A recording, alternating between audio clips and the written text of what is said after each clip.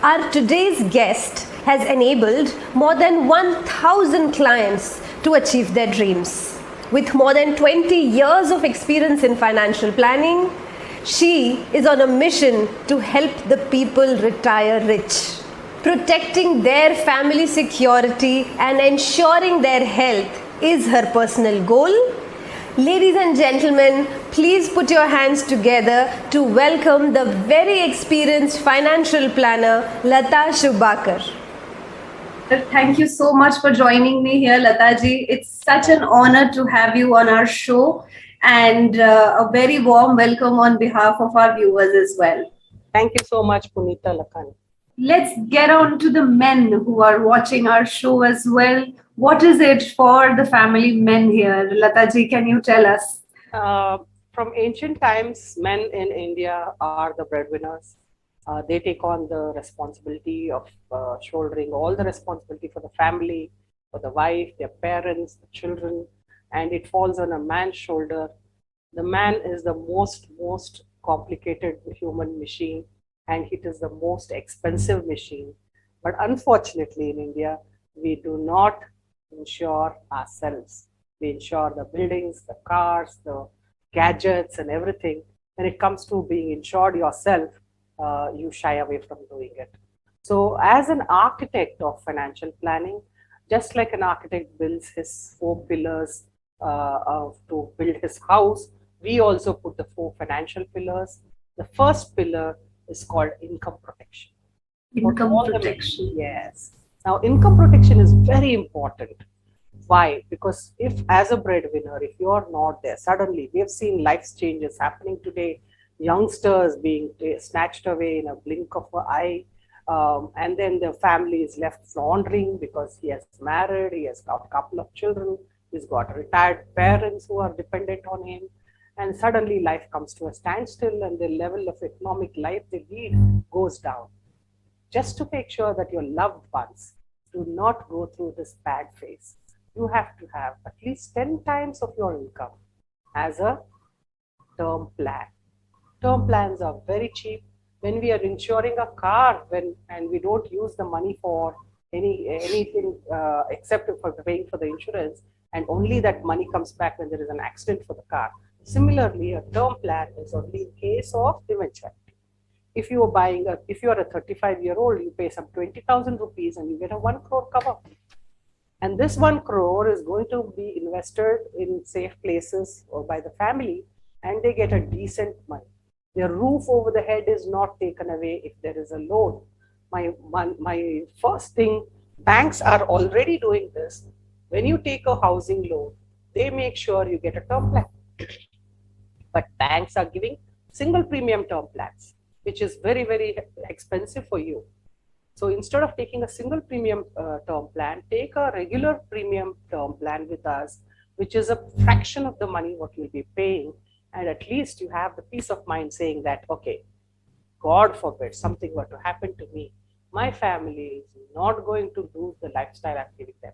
They're going to be protected. That is the first pillar. The second pillar is, after COVID, we have seen health. It's the costliest thing today. Hospitals are making money because health is going down. People say health is wealth. Absolutely. Realize the value of wealth today. Everybody has understood the value of wealth after the pandemic, especially. Yes, especially after the pandemic. And now suddenly we realize that money cannot buy health. Absolutely. But it can transfer the risk from your shoulder to the insurance company's shoulder. What it does is, especially for parents who are senior citizens, you must have at least 20 to 30 lakhs of cover. If you have basic cover from the company as a 5 lakh cover, take a top up. Always be prepared for this, because if you are not, all your hard-earned saving, maybe you put that money for your child's education, maybe you put it for your retirement. Yeah. And when it comes to a loved one's health, you're not going to compromise. You're going to go to the hospital. Many a times I have seen people pledge their money, their gold, their house, their land, and then take care of their loved ones. Please don't do this. Take sufficient health insurance coverage and make sure that the insurance company pays for you and you don't sell your of buildings or properties. That's the second pillar of investment. The third pillar of investment is accident. India is known for accidents, and accident does not mean only accident or automobile accident. Accident can be slipping and falling down in your bathroom. Accident can be bitten by a snake. Accident can be falling off your two-wheeler or sitting down on your desk and breaking your hip. What happens when you have an accident? If there is a permanent disability, you get the entire money. If there is a partial disability, you get partial money. If you are disabled and you cannot work because of a partial disability, you get whatever you are earning per week money. Minimum is 1 week and maximum up to 200 and 205 weeks. Think of these people who fall and break their backbone and they are immobile for 1 year. Who is going to pay your EMIs? Who is going to take care of your children's education? Who is going to take care of the family running? So this is where the third pillar of investment comes in. We will invest some of this money into bonds, and what happens in the last pillar is something very, very important, which I've been teaching all my clients for the last 22 years. This is called emergency. Emergency can be physical emergencies, it can be accidental emergencies, it can be health emergencies, it can be in between jobs emergencies, and it can also be something which nobody can think of, like a pandemic emergency. True. So, earlier, I used to tell people, keep 6 months of your income as an emergency money. But today we are saying 1 year. And today people have realized why I said this, and it makes sense to have 1 year's emergency. These are the 4 pillars of emergency investment planning. Right.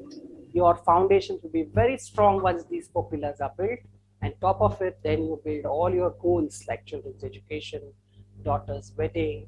You know, people buy huge weddings are thrown today, and it's your dream to give the best wedding to your child.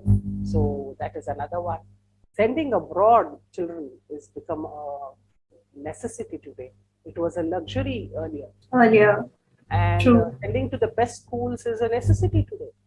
I remember we used to pay some 30,000-40,000 rupees when my daughter was in college.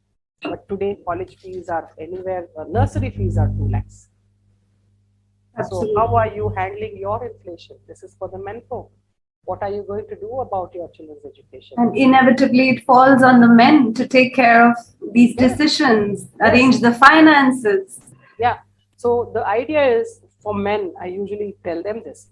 Do you want to start putting away a few thousand rupees when a child is born, so that you have a huge corpus when he goes to college and post-graduation, and get interest on your money? Or do you want to take a loan when you're in your late 40s or early 50s and pay interest on it because you're sending your children to best schools and colleges? So take a call, make sure that every penny that you put into the pool makes a big pond or an ocean, and make sure that you are not denying your child the dream to be educated in the best institutions just because you haven't planned right. So then, of course, I always tell these people the retirement goals, the risk of living too long, especially for married men. They also not only think about themselves, they have to think of their spouse. The spouse is a couple of years younger usually, and they live longer. Women outlive men by 10 years. Right. And that is one known statistic, that it's the women who outlive, and what happens in the elderly ages when the woman is by herself.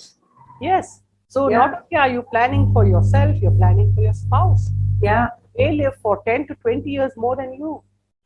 So how are you making sure? Here I also help them to put away money in their wives' names, where they get lifelong retirement benefits.